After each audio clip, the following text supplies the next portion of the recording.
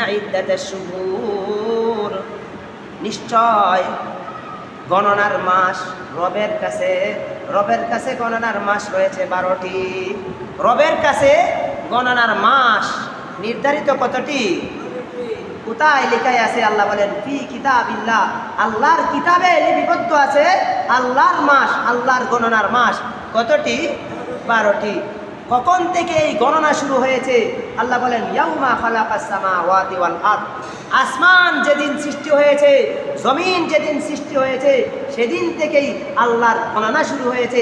আল্লাহর গণনার সেদিন থেকে শুরু, সেদিন থেকে আল্লাহ তাআলার গণনার মাস কতটি? 12টি। আমাদেরও গণনার মাস আছে 12টি। কি বলেন, আমাদের আছে না নাই? আমাদের কারোর কাছে ইংরেজি, কারোর কাছে বাংলা, এগুলি আমাদের বানানো। কার বানানো? আমাদের বানানো। আর আরবি যে তারিখ আছে, এগুলি কার বানানো? এগুলি রবের বানানো, রবের বানানো। ইংরেজি সন কোথা থেকে এসেছে? ইংরেজি সন এসেছে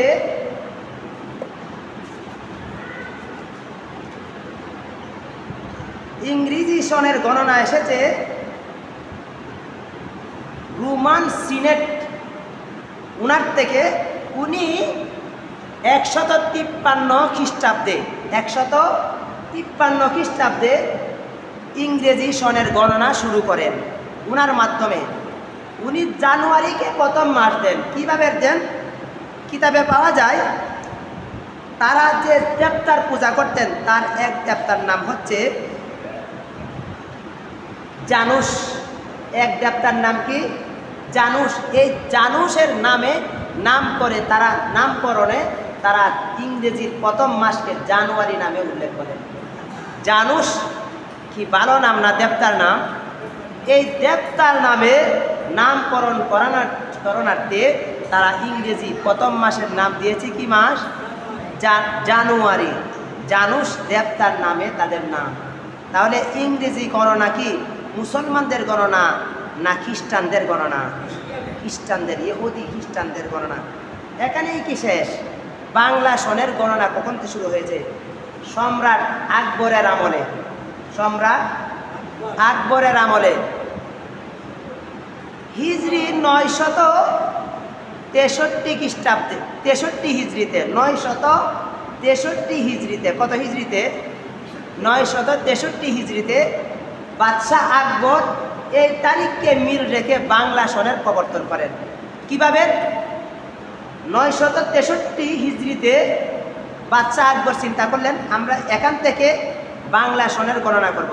এই জন্যে তারা, বাদশাহ আকবর আরবি 963 হিজরি, আর তারা বাংলা সন দিয়েছে 963 বাংলা সন, 963 হিজরি। আর সাথে সাথে তারা, বাদশাহ আকবর কি দিয়েছে?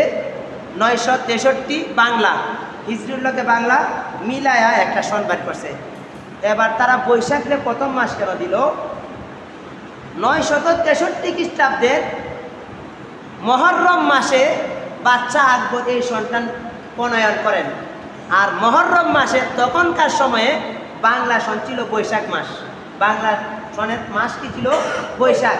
এই জন্যে মহরমের সাথে তারা প্রথম মাস, যেহেতু আরবি মাস মহরম প্রথম, তারাও বৈশাখকে প্রথম মাসটি বিভক্ত করেন।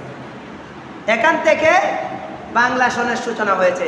তাহলে শূন্য থেকে বাংলা সনের সূচনা ছিল না, হিজরি থেকে তারা বাংলা বাহির করছে।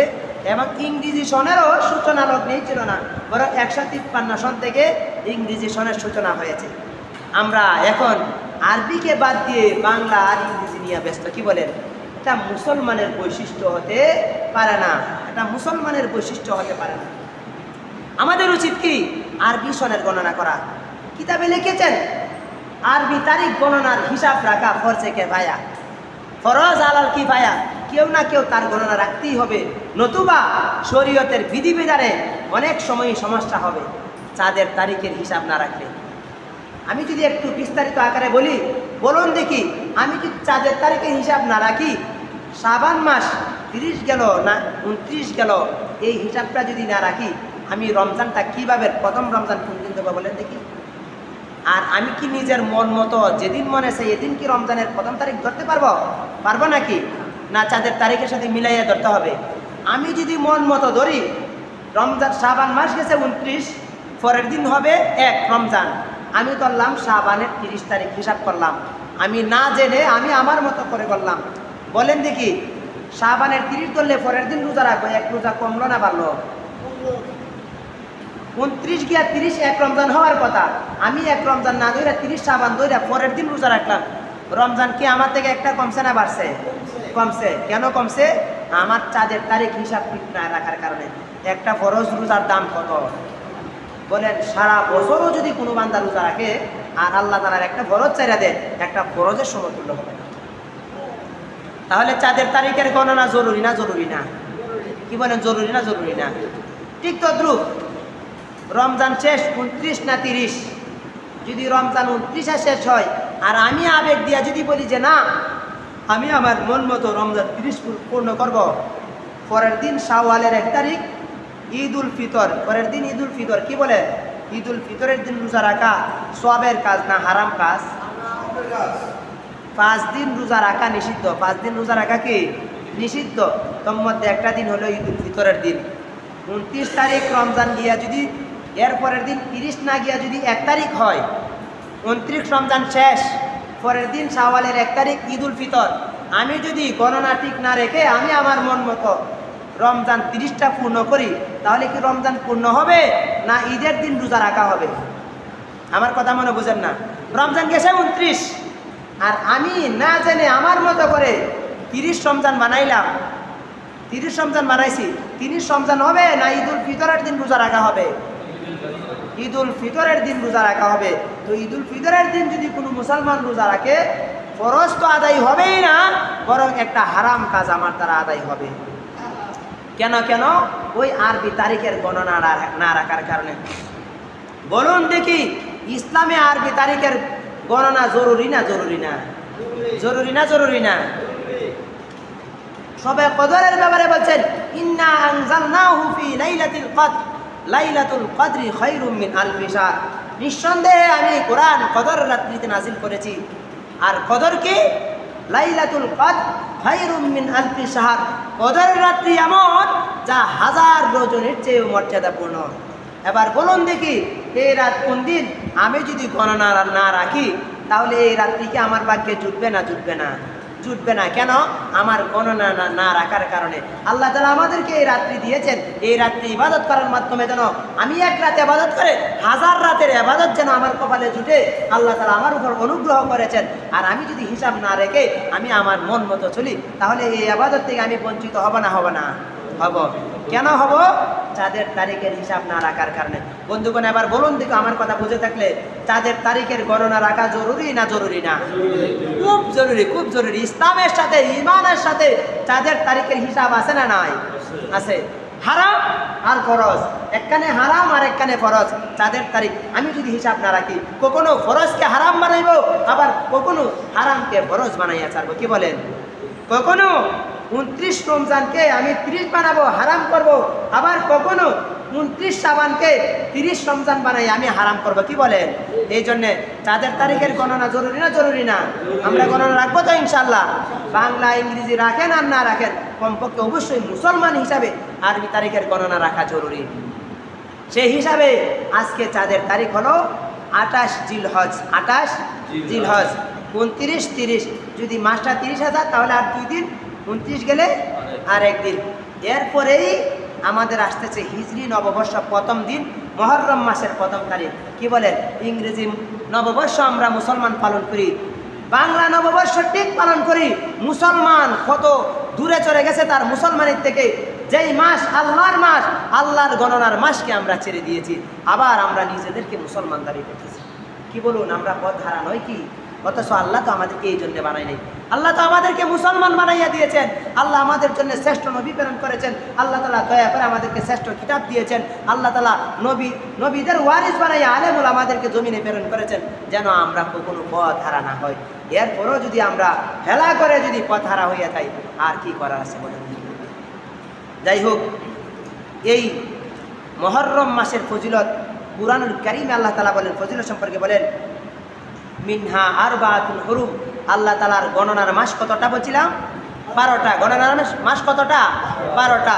আল্লাহ বলেন তোর মধ্যে আরবাতুন হুরুম, 12টা মাসের মধ্যে চারটা মাস রয়েছে সম্মানিত, চারটা মাস রয়েছে নিষিদ্ধ, চারটা মাস রয়েছে মাহাত্ম্যপূর্ণ। কয়টা মাস? চারটা মাস। তাহলে ওই মাসগুলির অবশ্যই কদর করা দরকার।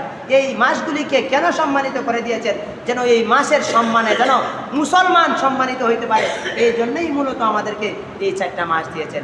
এই চারটা মাস কি? জিলকদ, জিলহজ যেটা রানিং চলতেছে, আর যেটা সামনে আসতেছে মুহররম। নামই মুহররম, মুহররম অর্থ হলো সম্মানিত। আরেকটা হচ্ছে রজব। এই মাসগুলির জন্য সম্মান করে, এই মাসগুলির কদর করা উচিত। এই মাসগুলিতে কাফেররা, মুশরিকরা, ইহুদি, খ্রিস্টান, জাহিলি যুগের লোকেরাও এই মাসগুলির সম্মান করে। দেখা যেত যুদ্ধ চলতেছে, লাগালাগি চলতেছে, যখন এই মাসগুলি আসতো তারা এই মাসগুলিতে যুদ্ধ বিগ্রহ বন্ধ রাখতো, বলতে যে না এখন আর যুদ্ধ করবো না, ঠিক আছে আবার এই মাস গেলে আবার তোমাদের সাথে মোকাবেলা হবে। কি বলেন? ইহুদি নাসারারা এই মাসগুলি গণনা করত, তারা এই মাসের কদর করত। অথচ মুসলমান এই মাসগুলির খবর আমাদের নাই।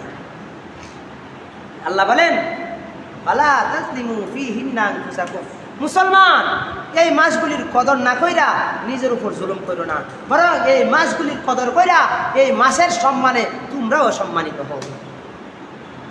কই আমরা মুসলমান? শুধু নামে মুসলমান, শুধু কয়েক ওয়াক্ত নামাজ পড়লেই মুসলমান হয়ে যেতেছি, অথচ ইসলামের অহরহ শরীয়ত থেকে আমরা দূরে সরে গেছি। রাসূল করিম সাল্লাল্লাহু আলাইহি ওয়াসাল্লাম হাদিসে বলেন আফদালুস সিয়ামি বাদা রমাদান শাহরুল্লাহিল মুহররম, রমজানের পরে সবচেয়ে গুরুত্বপূর্ণ রোজা হচ্ছে মুহররম মাসের রোজা। মুহররম মাসের রোজা আল্লাহ তাআলার কাছে রমজানের পরে সবচেয়ে দামি রোজা। পুরা রমজান মাসে আপনি যত রোজা রাখতে পারেন, তার মধ্যে স্পেসিফিকভাবে আশুরার রোজার কথা আছে। রাসূল করিম সাল্লাল্লাহু আলাইহি ওয়াসাল্লাম অন্য হাদিসে বলেন সিয়ামু ইয়াউমি আশুরা ইন্নী আহতাসিবু আলাল্লাহি আইয়ুকাফিরা সানাতাল্লাতী ক্বাবলা ওয়াস সানাতাল্লাতী বাদা। রাসূল এরপরে বলেন পুরা মুহররম মাসের রোজাই আল্লাহ তাআলার কাছে দামি, পুরা মুহররম মাসের রোজাই আল্লাহ তাআলার কাছে দামি। কোনো বর্ণনার মধ্যে পাওয়া যায় রমজানের রোজা ফরজ হওয়ার আগে মুহররম মাসের রোজাই ছিল ফরজ। অতঃপর রাসূল বলেন সিয়ামু আশুরা, আশুরার রোজার ব্যাপারে আমি ধারণা রাখি, আমি আশা রাখি আল্লাহ তাআলা আশুরার রোজা রাখার কারণে বান্দার সামনের 1 বছর রোজা রাখার সওয়াব দান করবেন, পিছনের 1 বছর রোজা রাখার সওয়াব দান করবেন। কোন দিনের রোজা রাখলে? আশুরার দিনে রোজা রাখলে।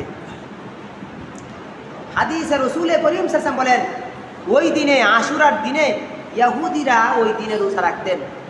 মুসলমান নবী মুহাম্মদুর রাসূলুল্লাহ সাল্লাল্লাহু আলাইহি ওয়াসাল্লাম নবী হওয়ার আগের থেকেই দেখতেন ইহুদিরা আশুরার দিনে রোজা রাখতেন।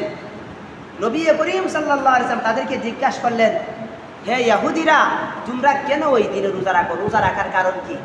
ইহুদিরা বললেন, হে আল্লাহর নবী শুনুন, ওই দিনে আল্লাহ তাআলা মূসা আলাইহিস সালাতু ওয়াস সালামকে ফিরাউনের কবল থেকে মুক্তি দিয়েছিলেন। ফিরাউনের সম্প্রদায় মূসা আলাইহিস সালাম এবং তার দলবলকে শেষ করে দেওয়ার জন্য যখন সর্বাত্মক চেষ্টা নিয়ে তাদেরকে দৌড়াইলেন, মূসা আলাইহিস সালাতু ওয়াস সালাম তার দলবল নিয়ে যখন তুর নবী নীল নদে গেলেন, সেখানে যাওয়ার পর আল্লাহ তাআলা কুদরতিভাবে 12টা রাস্তা করে দিলেন, নীল নদ পার হয়ে গেলেন। ফিরাউন সেই রাস্তায় উঠলেন, আল্লাহ তাআলা তাদেরকে ধ্বংস করে দিলেন। এই দিনটা ছিল 10ই মুহররম তথা আশুরার দিন। এই এর শুকরিয়াতান মূসা আলাইহিস সালাতু ওয়াস সালাম রোজা রেখেছিলেন। এই হিসাবে ইহুদিরাও এই দিনে রোজা রাখেন। রাসূল বলেন নাহনু আহাক্কু বি মূসা মিনকুম, তোমরা যদি মূসার সম্মানে যদি মূসা রোজা রেখেছিলেন, মূসা আলাইহিস সালামকে আল্লাহ তাআলা নিষ্কৃতি দিয়েছিলেন, এই জন্য যদি রোজা রাখো তাহলে মূসা আলাইহিস সালাম নবী ছিলেন, আমিও নবী, আমার জন্য তোমাদের চেয়ে আরও বেশি হক হলো ওই দিনে রোজা রাখা। তোমরা যদি মূসা নবীর মহব্বতে রোজা রাখতে পারো, মূসা নবী ছিলেন, আমিও নবী, আমার তো বতরিকা আওলা ওই দিনে রোজা রাখা দরকার। কি বলে দরকার না দরকার না? মূসা আলাইহিস সালামকে আল্লাহর নবীকে হেফাজত করেছিলেন, শুকরিয়াতান মূসা আলাইহিস সালাম রোজা রেখেছিলেন।